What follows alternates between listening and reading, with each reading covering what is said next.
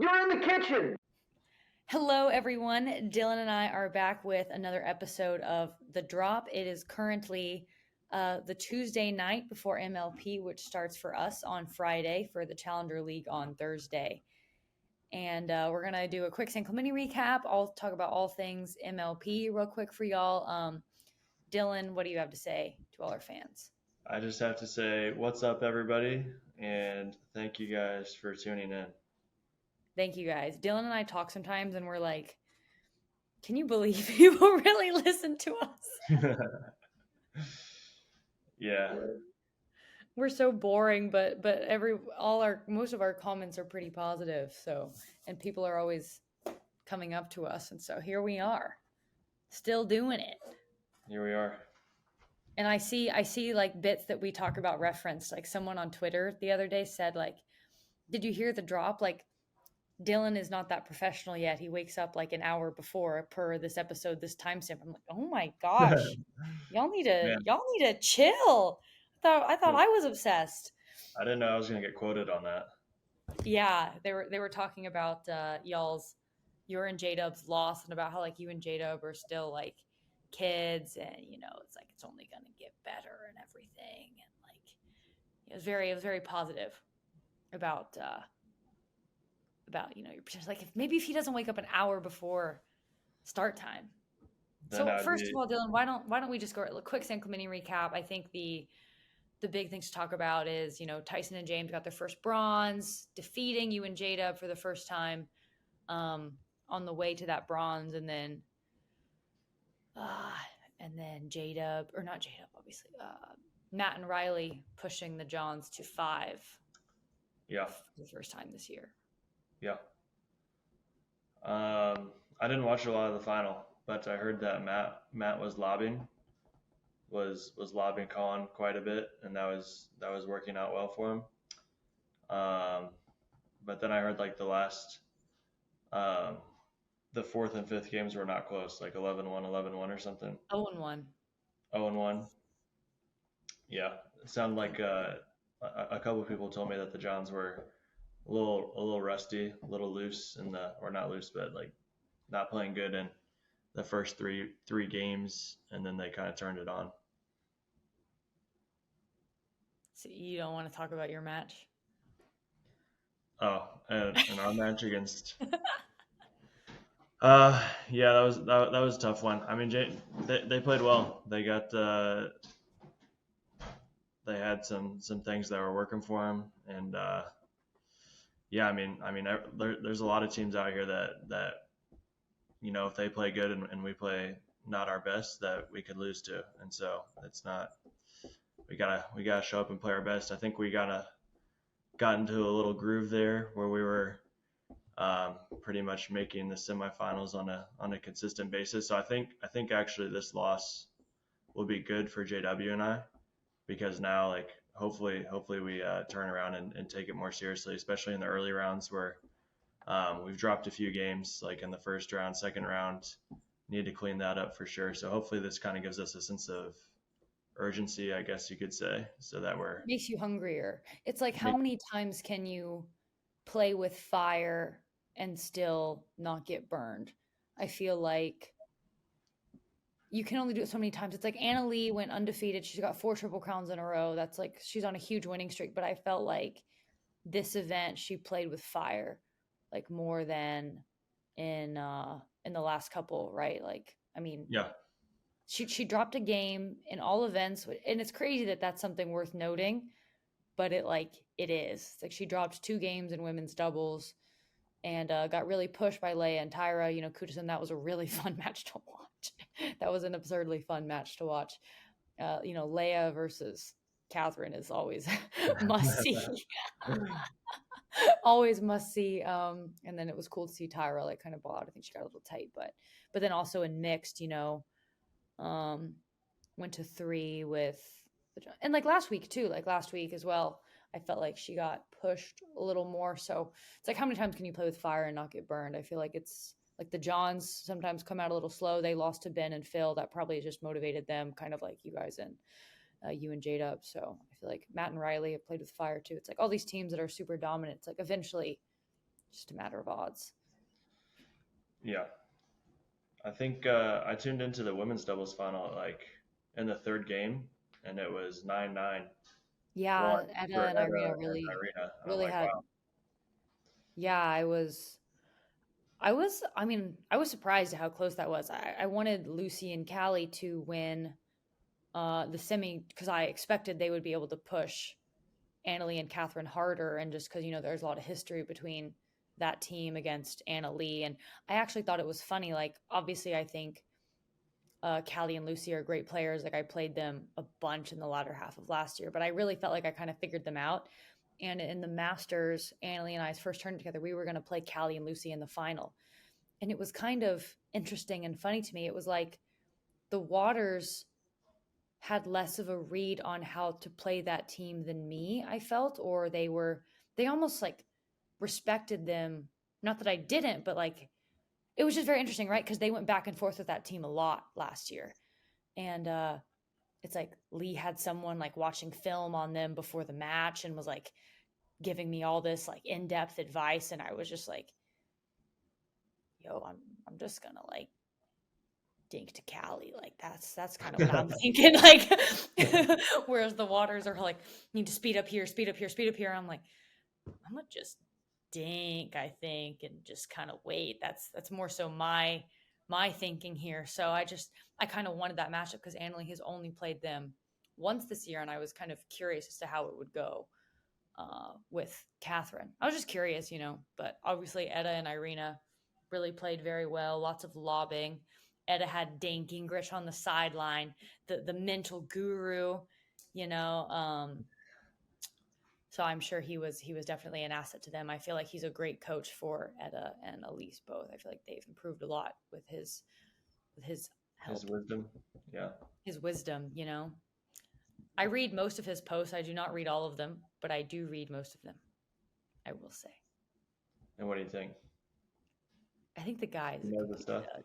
I think the guy is a complete stud. He's all about the process. He's all about getting one day better. If you wouldn't have done this podcast with me, Dan Gingrich was my next choice.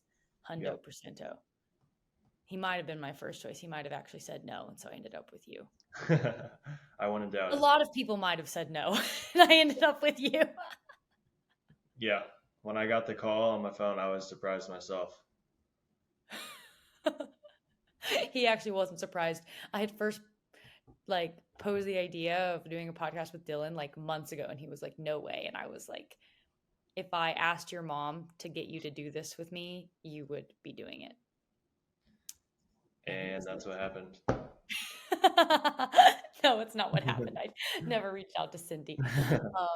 But I would have if I'd gotten desperate enough. Anything else worth talking about in San Clemente? I think Leia's playing really well right now, but I think it's funny. There's like, oh my God. I wish, okay, probably a lot of people who listen to our podcast are on Pickleball Twitter, but Dylan, I know that you're not. But Leia's like, unhinged is not the right word, but she interacts with anyone and everyone on Twitter. And like this, it's it's hilarious. commented on our post. Yeah, or like anyone will tweet something. So there's this guy, Josh, I think his last name is Corin. He tweets something like, I'm loving Leia and Tyra, like all in for that team 2024, hashtag Leia Kane. All right. And then someone responds something. And then Josh is like, I've never seen hand speed like Tyra's. The only names that come to mind are like Georgia and someone else. And Leia goes, have you seen my hand speed? Oh. And this guy, at this point, I think it's kind of funny. And then Josh says, like, you were striking the ball so clean with the Perseus this weekend. Like, it looked great. And Leia goes, not just the Perseus. Don't disrespect my hand speed. And I was just like, oh my God. Like, don't disrespect my hand speed. I should have retweeted it. It was so funny. And then someone else was tweeting about, and then Leia tweeted about hand speed, her own independent tweet about how like there's no stats on hand speed. You can't, when people claim they have the fastest hands, like, it's all unfounded, right? Like it's kind of silly.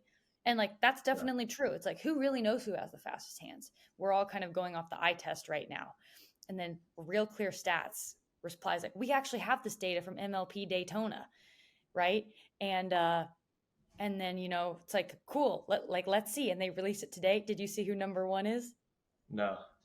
Catherine. Oh no. Number 1 was Catherine. Number 2 was Annalie, and number 3 was Jessie. And so it doesn't really pass the eye test, and then Leia's like, this seems wrong. It just couldn't have been a better and like a funnier sequence of events. This It just doesn't couldn't seem have been right. better. It was just so funny. And it's like, you know, now it's like questioning the methodology. And like, honestly, like, I feel like they've got to separate gender and mixed when they do that. And it's a smaller, like, they tallied a ton of matches, but I would say you need to look at more than just one MLP event. But How did it they was measure just, it? What were like the numbers? oh, it was a combination of a lot of things. Like, it was like 5 factors. I couldn't say off the top of my head, but it's a cool analysis. I'd be interested if they release the whole list, largely just because I'm curious where I fall on that list. Top 10? Question One would mark? hope. One would hope.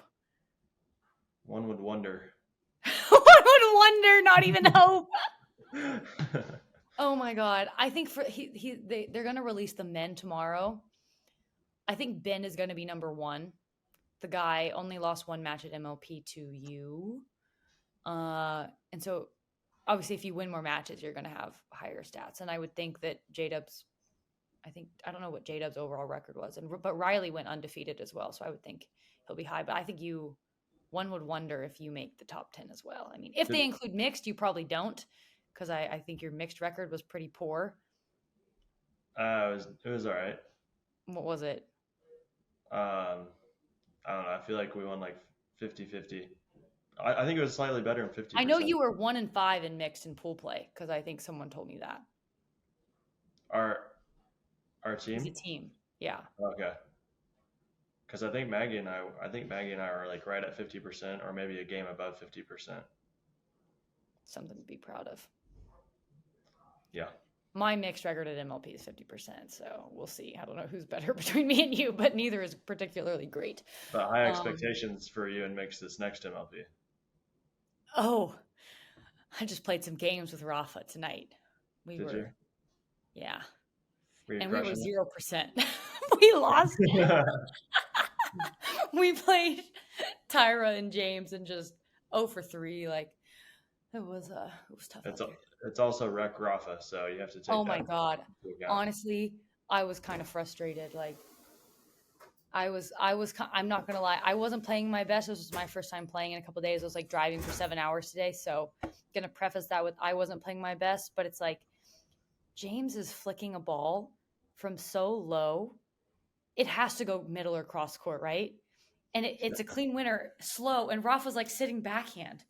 I'm like, my guy, there's no way it was going there. I mean, he's always sitting backhand. I know. And then that's like, I know. And then he's like, he's just driving it at James. And it's like, I mean, I wasn't playing well either. It was just like, we were close. I think we got to the freeze in every game, but we never quite converted one. But, he's like leaving overheads for me. And he's like, I'm there on Friday. When I got it. Don't you worry. And I'm like, I'm not worried, Rafa. I'm not worried. Oh, and there was one ball that he didn't take. I expected him to take it. And then he goes, can I take that one? Like, asked me permission. I was like, Rafa, yes, you can take that one. It was just a funny experience. But at MLP come Friday, me and Raf, that's a 21. That's probably a 21-12. I want to watch you guys play. That's probably a 21-12 victory for me and the dog. Hoo, hoo, hoo. Yeah. Is there anything else to talk about for San Clemente? I wanted to ask you where you would rank my hand speed, but you clearly wouldn't put me in the top 10, so I think I'm gonna. I mean, I'd say that you're arguably number 10. Arguably. Who's number 9? Like, who am I on the bubble with? I don't know. I'd have to write some names down, but like maybe Megan Nazan. Oh, really? I would put Megan Dazon firmly in the top 10. Okay. Well, maybe Personally. someone else then. I don't know. I'd have Yeah. to see a list of names. Yeah. But I feel like you'd be right around that number 10 spot. Thank you, Dylan. I would put you right around there as well. Unless someone's attacking your high backhand, then we'd have to go a little lower. A little lower than top 10? Nah. I think the other thing to note, or that was new for me anyway, starting with the San Clemente tournament, was your signature paddle. Oh my God, how can I not talk about that? Thanks for the plug, Dylan. No problem. I appreciate it. I don't even know which model it is. Is it the Scorpius? Yeah, I'm a Scorpius girly. Okay. Yes. And oh my God, I have to talk about my tournament. I got 4th place in singles. I made the semifinals. Better than you. But yeah, then I withdrew from the bronze match. Catherine absolutely wiped the floor with me in the semis, 0-3. I got down like 4-0. Timeout, texted my dad. I think this is going to be quick. Yeah, she did text me that. James. Oh my gosh. I texted Chris Bright that. I think this is going to be quick. And it was quick, 0-3. But I was really happy to get there, but I didn't want to play Judith. I was like, my knees are hurting. I'm done. I had the really funny foot fault called against me in my first match. That was something else, but it was so sweet how like apologetic Dante and the other rest were. I know it was an honest mistake. So James and I got bronze in mixed. I thought Leia played really well. Me and Megan Fudge didn't do that stellar on the whole. We lost to Andrea and Jesse. I was really disappointed in myself. I felt like I overplayed a little bit, and I lost the match on like a missed kind of overhead, which is disappointing. You should never lose a match like that. Then we lost to Jill and Sarah. I got to talk about Jill Braverman. Jill Braverman and Sarah Ansbury are hands down the funniest team in pro pickleball. Like, I honestly played great. I played pretty well. I felt like my defense was so good at the line. I could have been better, but it couldn't have been any funnier. It's like Sarah has a high ball and Jill is like, finish, finish, finish, like 3 times while Sarah's like getting ready to hit an overhead, or just like all the constant chatter. I was in a good mood, so I didn't find it annoying. Next match, after Jill and Sarah beat us, they're playing Leia and Tyra. And I was watching James's bronze match, but midway through, I was like, I got to go watch that. I heard some screaming. And I think Leia and Jill, they exchanged some very loud pleasantries after the match with elevated voices. And there were some insults, and it was something else. But Jill really impressed me. Sarah really impressed me. I thought Jill is she impressed me a lot in Atlanta as well. I played her in mixed there. I think Jill's a premier pick. I think so too.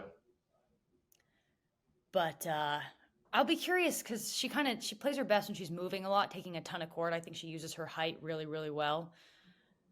But she's there, but it'll be interesting who does it. But I think someone's got to take her. It'd be a mistake not to. Good singles as well, even though she's not playing. So I got to shout out Jilly B, and I thought Sarah played great too. And they are just so funny. They are so funny. It was amazing.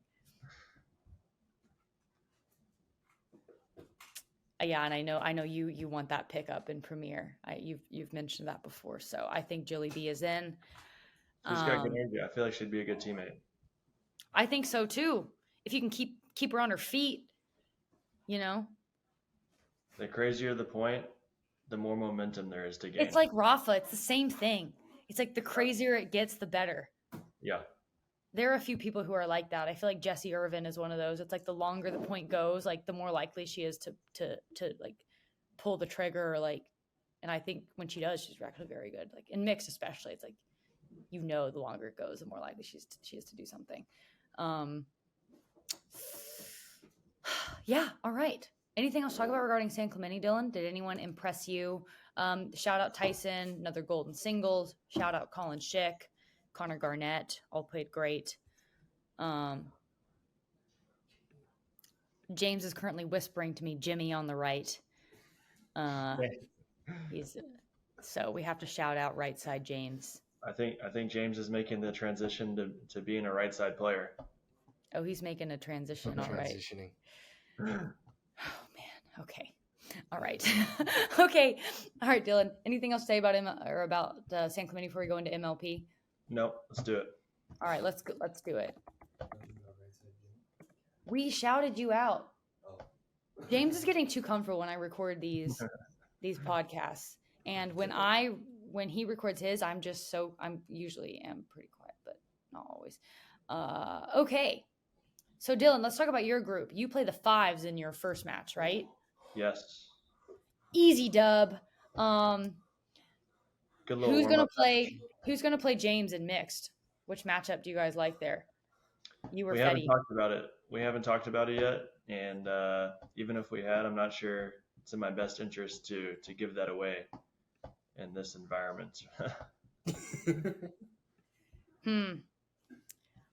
I mean, there are no paddle challenges at this MLP, so I heard that. Yeah, they said that they're not testing for grit. yeah, they're not testing for grit, which is interesting. Honestly, I mean, they're testing for deflection. Grit is easier to test for. Yeah, so you can just bring out the grittiest paddle you have and you're good to go. I guess you can. I mean, yeah, it's a bit strange that because it's like Carl was just here with the grit tester, Yeah. last week, so we can just keep that on you. I don't know why they're not testing for grit, but yeah, so there's no paddle challenges. So essentially how it's going to work is all paddles are challenged before or tested before every match, and you cannot challenge after the fact. There's no defaults. Paddles will just be marked and disqualified. So your group is the fives, the shock, and who is the last group? ATX. Oh, the ATX pickleballers. Okay, so who are your picks to advance? I'm gonna say BOQK, obviously.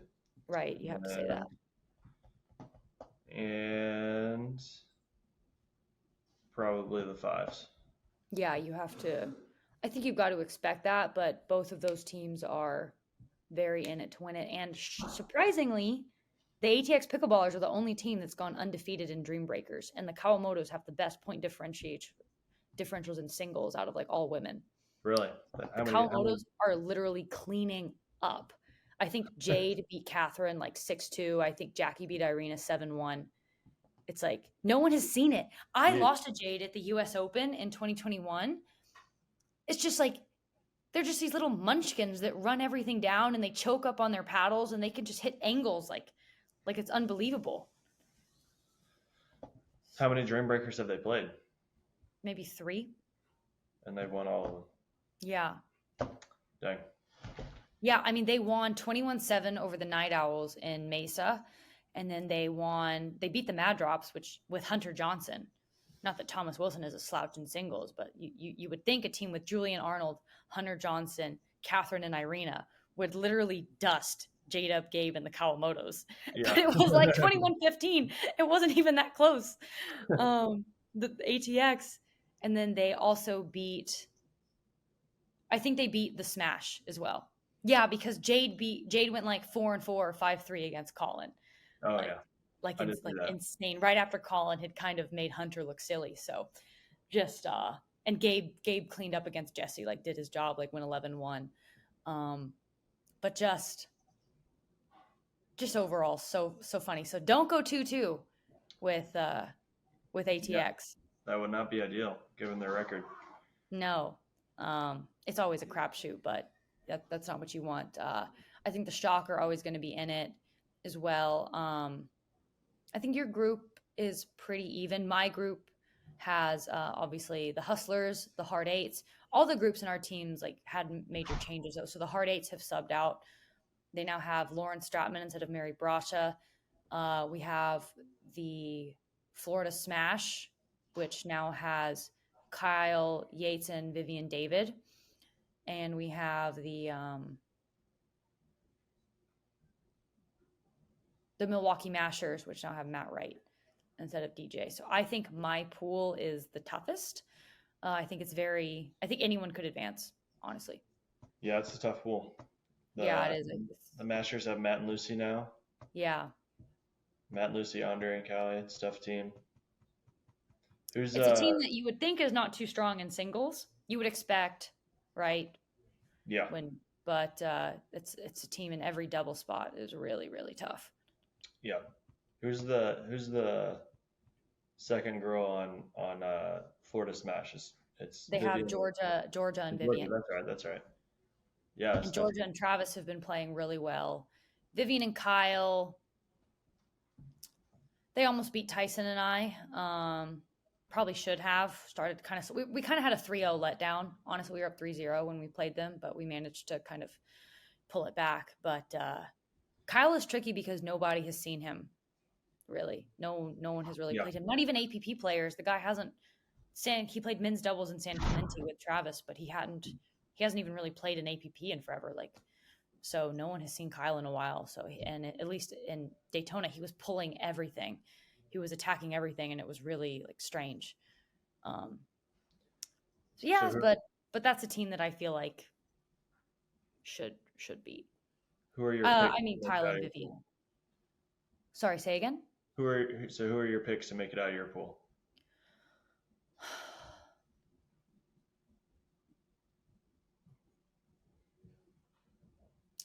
I think I would pick us and the hard eights. Okay. That's tough though. Not the Mashers. I would think that it's pretty even all the way around. I would put the Smash as less likely than the other three teams. Though. Yeah. Do you know what I mean? Yeah. I think that's what I would say, but I think any team could advance. But I think my team has the Dream Breaker edge. I think the Hustlers will probably make it out. You just never freaking know, though. It's like if one person plays badly, it's like if this is the event where AJ plays mixed doubles at the level he's capable of, it's makes everything way tougher.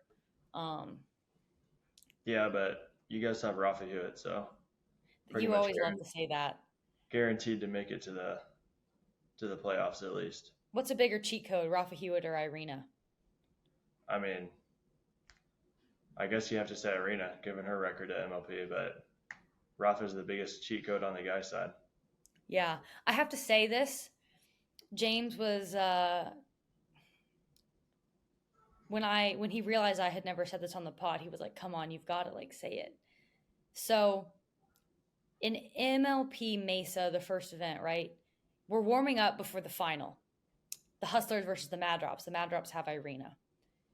And we're just about to warm up, and Rafa just comes up to me. Tyson's not on the court yet. Me and Lacey are there. He comes up to me. He's like, hey, you know my record in MLP finals is better than Irina's, right? And because they were on the same team last year, BLQK. And me and Lacey just kind of look at each other. I'm thinking, he's looking at me like, huh? Yeah.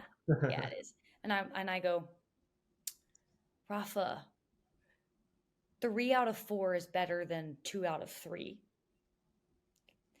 Because Irina also played and won the finals her first year on Ben's team. And he just looks at me for a second. He's computing, and me and Lacey are laughing. And he just goes, you right.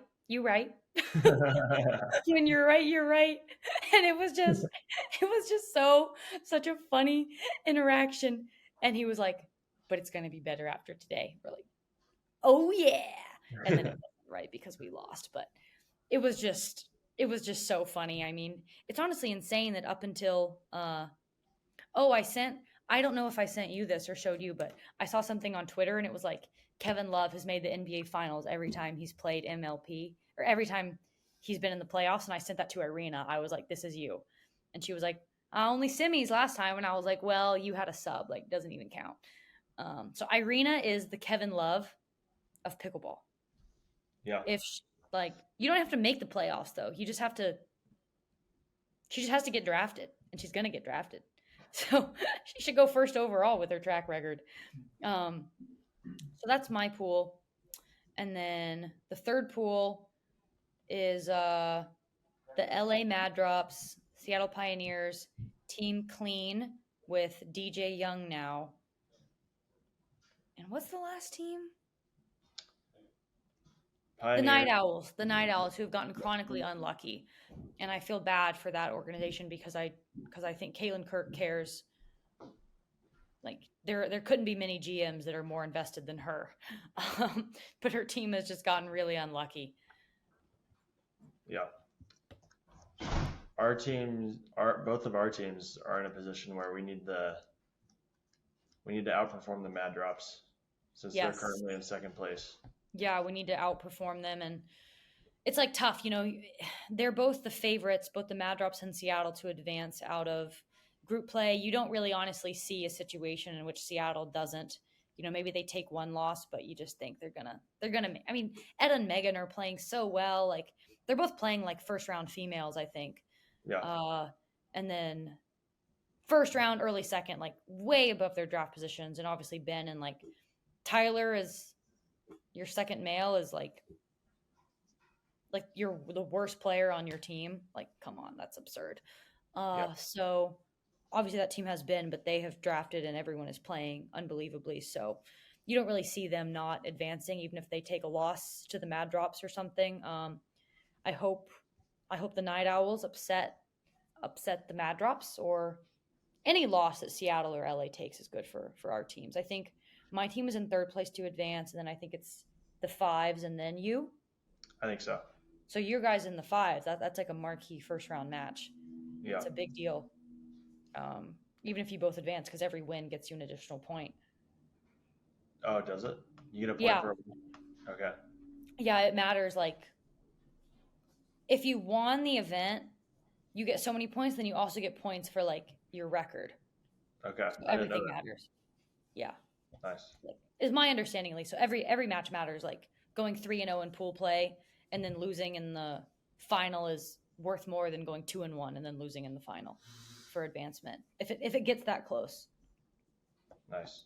I don't know. I haven't looked too deeply into everything that has to happen. I think that's just I heard some people talking about it today. They were like, all these crazy scenarios. I'm like, that's just too much to think about. Just need to just want to go. And I feel like if we make the final, we're in a really good spot. I think for each of our teams, like making the final is like kind of, if you make the final, then you at least outperformed one of them, that you should be in a decent spot. I don't know. Thinking about it beyond that is like too much. I don't know. I'm just going to go dink the ball to Callie. That used to work. Now, like, you can't do that anymore. She doesn't miss backhand dinks anymore. Now she puts two hands on it half the time and like hits the slice speed up that often works. Maybe I need to add that to my game, the two-handed slice backhand speed up. Callie has that? Yeah. I guess you would never see it, right? Because you've played mixed with her. You know, when you play against her, she's on the right. But yeah, she hits a two-handed speed up now, and it's been really huge for her game. And she's gotten way more solid with her backhand dink, so can't do it anymore. Kudos. But I have a one-hand flick now, so I'm adding things too. Shout out NML for noticing. NML noticed that you had they literally tweeted it. In Texas, I was doing it a lot, and they said, look at Anna Bright using that one-hand flick. And I was like, dang, people are on it. I think I need to come out and observe this one-handed flick in a tournament setting before you can go around saying that you have a one-handed flick now. It was in a real match on Grandstand.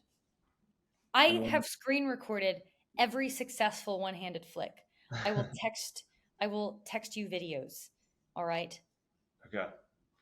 I hit one that was so filthy against Andrea and Jesse. It was my only one of the match. It was a clean winner through the middle. It was really nice. Right now, I actually think my success rate is 100% just because no one has seen it before. I actually think my success rate is 100%. That's like a secret weapon that you could have in women's doubles because everyone always backs off the line. No one's reaching in to the ball out of the air. everyone is like starting to do it now. Like, I don't know if Elise Jones is doing it in real matches, but we played some practice games against, me and Megan played a few points against Georgia and Elise did it like 3 times and like 10 points. It's like everybody's working on it. So I think the game is evolving. I think eventually like a lot of women are going to have it too. But man, it's just unbelievable how well Leia does it. It's really unbelievable. Like, she hits it so hard.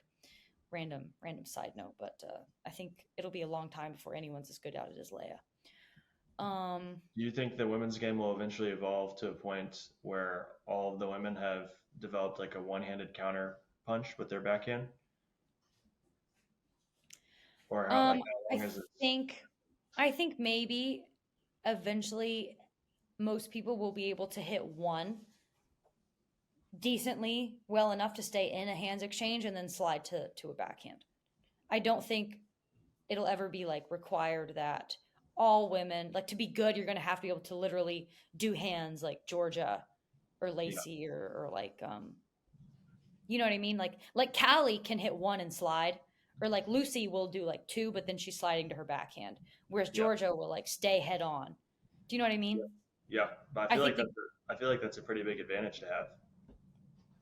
I think it is if you can hit the ball hard enough. Like, I honestly don't think I'm capable of being able to hit the ball like hard enough, like staying head on and not sliding to a 2-hander. Like, even if I trained, I just don't think I have it. Yeah. But I think I can. I there's so many things that are on like my list of things I eventually want to learn how to do. And that's, I want to get to where I can hit one good enough and then slide to a backhand. That's pretty much all maybe one day I'll want to be able to actually do it, but I don't really think it's going to happen for me. It's just weak. What's at the top of your list of things to learn? Still working on the one-handed flick. I want to get better at lobbing, scorpion.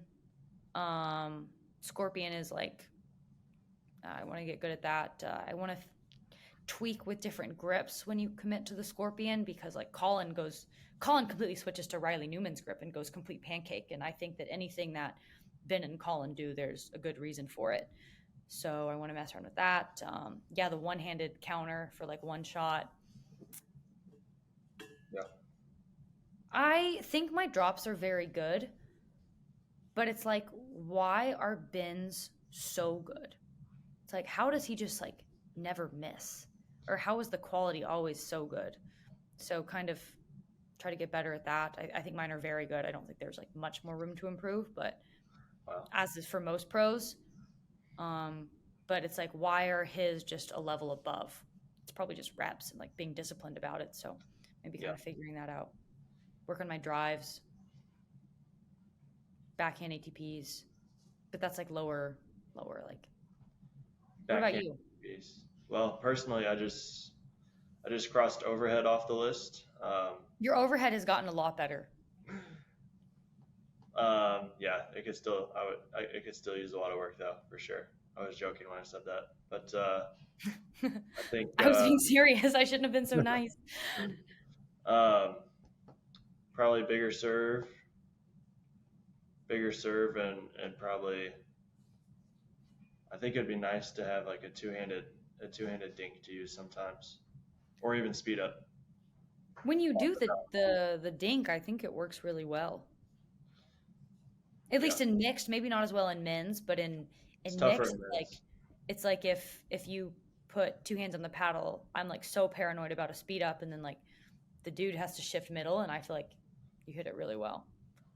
But in men's, it's a whole different dynamic. I just gave away everything I'm working on air. Doesn't really matter though. Everyone sees everything. It's like fine. But yeah, I would say those are my.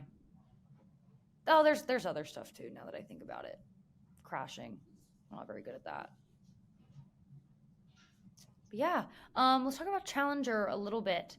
Are there any players that you are interested in watching, Dylan, or maybe not? Maybe not. You won't personally go watch them, but like you're curious about their performance. I don't know. I haven't thought about it. I feel like once the Bay Area Breakers got Vivian on their team, it just like I kind of lost interest at that point, because like the team that had already been winning all these events got by far the best pickup available, which is clear now. At the time, it probably wasn't clear, but now it's like, how's this team going to lose? See, I love Vivian, like, but I am not altogether certain, right? They have two very left side dominant females. I mean, Vivian and Bobby Oshiro went 1-2 this weekend. And they lost. I was very curious in their match against Callie and Lucy, and they lost like 6-5. I was hoping for a closer match just because Bobby Oshiro has beaten that team this year. And I think played them close as well with a different partner. So I didn't really get to watch, but I was kind of like, darn, you know? And Vivian is going to have to presumably play the right this weekend. So she's going to see a lot of balls. And she definitely got the highest upside out of anyone picked, for sure. Right? She's in that. Everyone is curious to see how she plays. But I don't think it's like a lock that Bay Area is going to win again. It's like she doesn't have a lot of, she has like very few reps and mixed on the right. So I'm very curious in her. I totally cut you off though. Are there any other names? Trying to think of who was picked up. Who are some of the Rihanna Valdez is one that I would say I am interested in watching, seeing how she plays. She got picked up by the bus. She'll be playing with Megan Fudge. I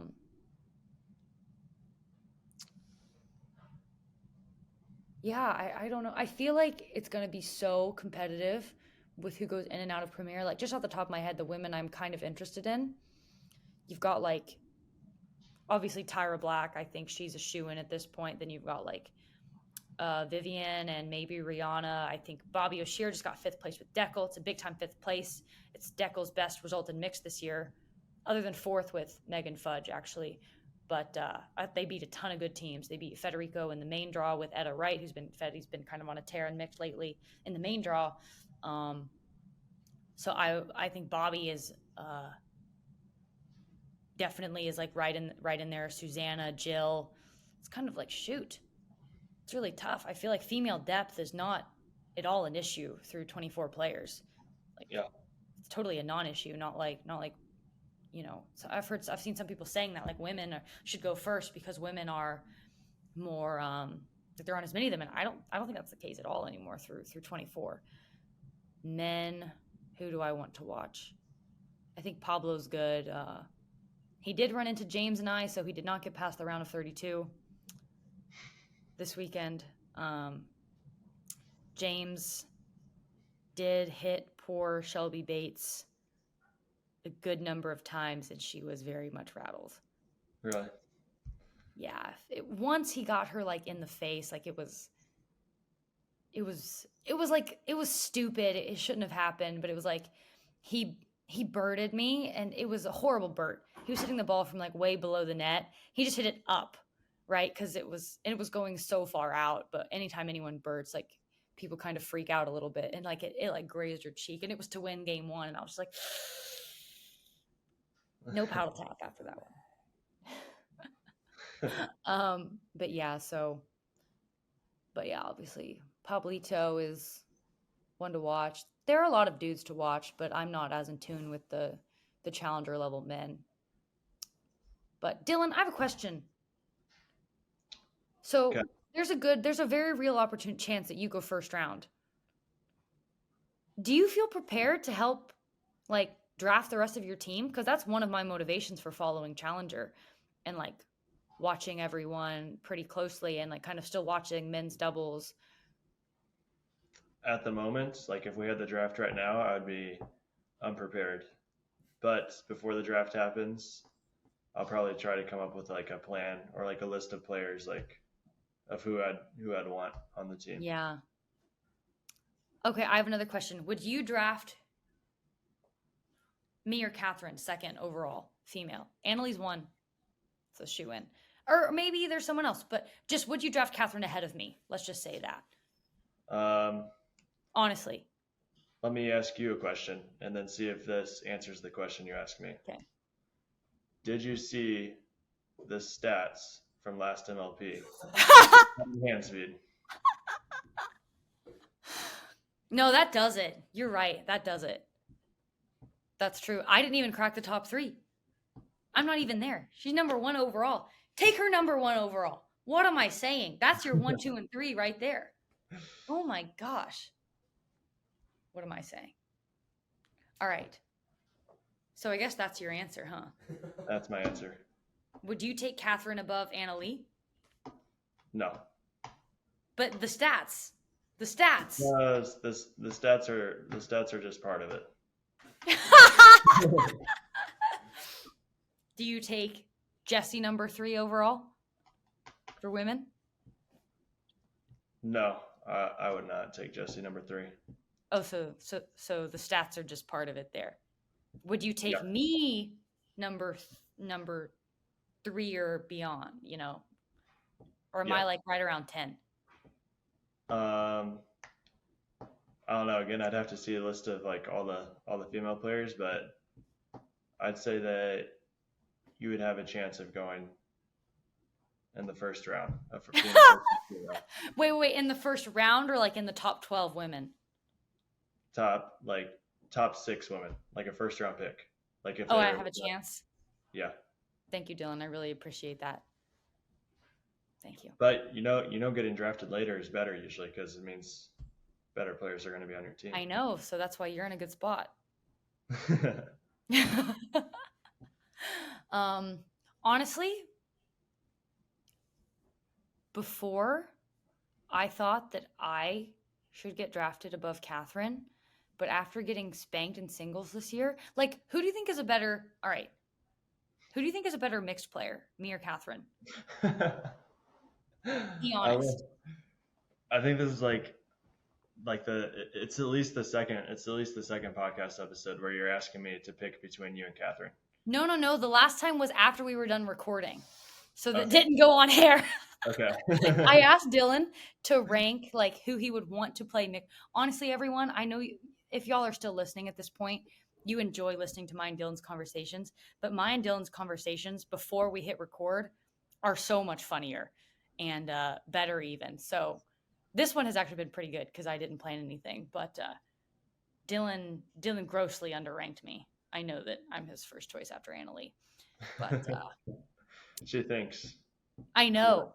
I know. She wishes. I know, Dylan. I know.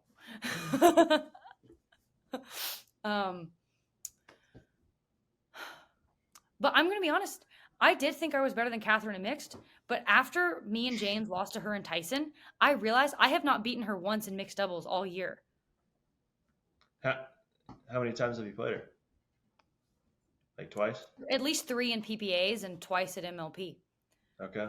Then I was like, maybe I'm not. Maybe I just have to swallow that pill. So it seems like it's a tough one for you to swallow because you've asked me several times now. I have, and you won't give me a straight answer. No, I've pretty much given you a straight answer. You just don't accept my answer.